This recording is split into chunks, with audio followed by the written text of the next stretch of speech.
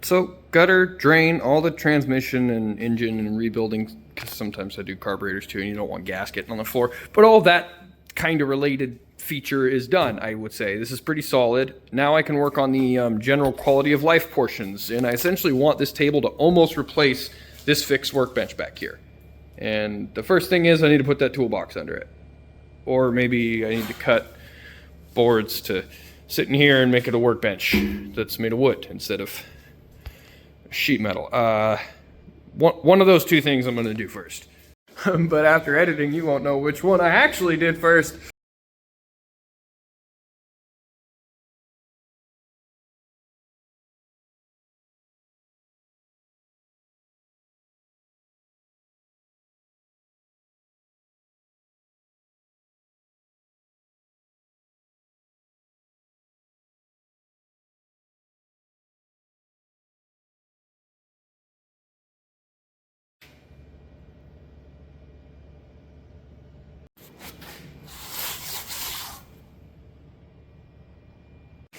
Well, the boards are a little dirty because they're used, but that's totally fine for workbench. They're going to get dirty anyways. Now time to move on to the cross members for the toolbox and throw a couple more cross members down here to brace the workbench so I can hammer on it. Unfortunately, there's not really much I can do about them sagging a little bit here in the center because of that drain, because it does slope down, but still perfectly usable for the majority of things that I do on a wooden worktop. And I have a welding table, and if I'm going to weld something big, I'm going to use sawhorses. That's just the preferred method for me.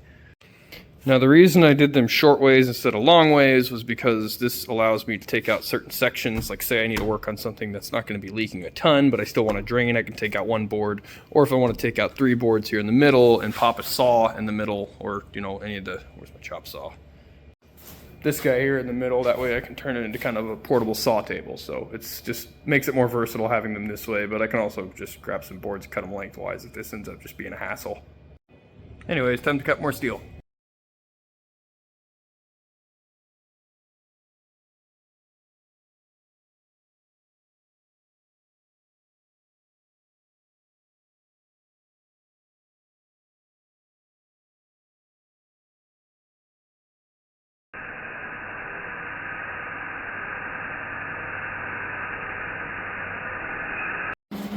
Well, getting those ones in there was a huge pain in my ass, but I got that center one in there now, and I'm going to go ahead and make some angle iron tabs to hold the edges of that toolbox. I'm not going to bother making 2 additional cross members, just trying to save on weight here.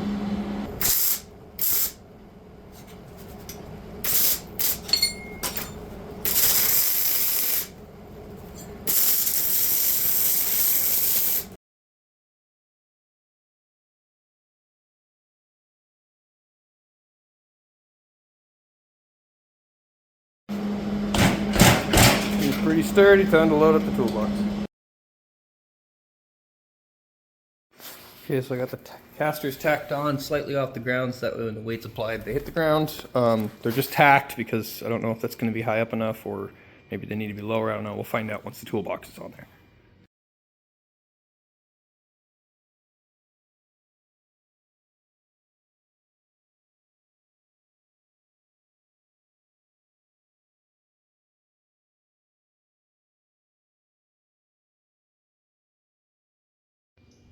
Found that little universal socket I was missing down there. Pretty neat.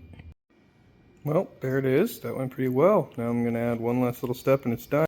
That's going to be these. It's all thread and some nuts, and what that's going to do is basically going to make me some screw jacks so I can stabilize it, because those wheel locks, like I said, they make the wheel wobble around. I think I said that in the first episode, or the first part to this series. First episode. Anyways, these are going to basically make it so that I can stabilize it and level it on uneven surfaces, so they're going to be handy. You'll see.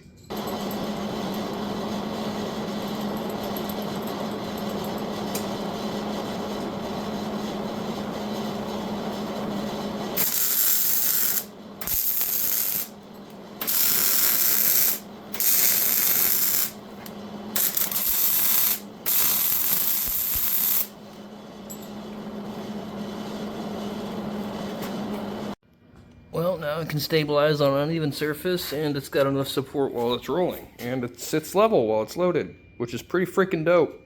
Well, here it is, what I consider, at least for my application, to be the ultimate workbench. Here's why. It's got small parts bins, toolbox, it rolls, it can be stabilized, it's got a workbench top, which can be modified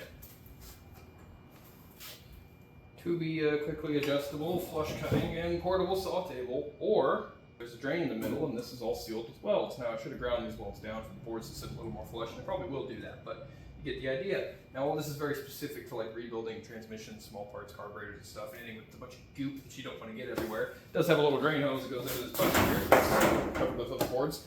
I do think that this is about the most versatile I can possibly think of a workbench needing to be.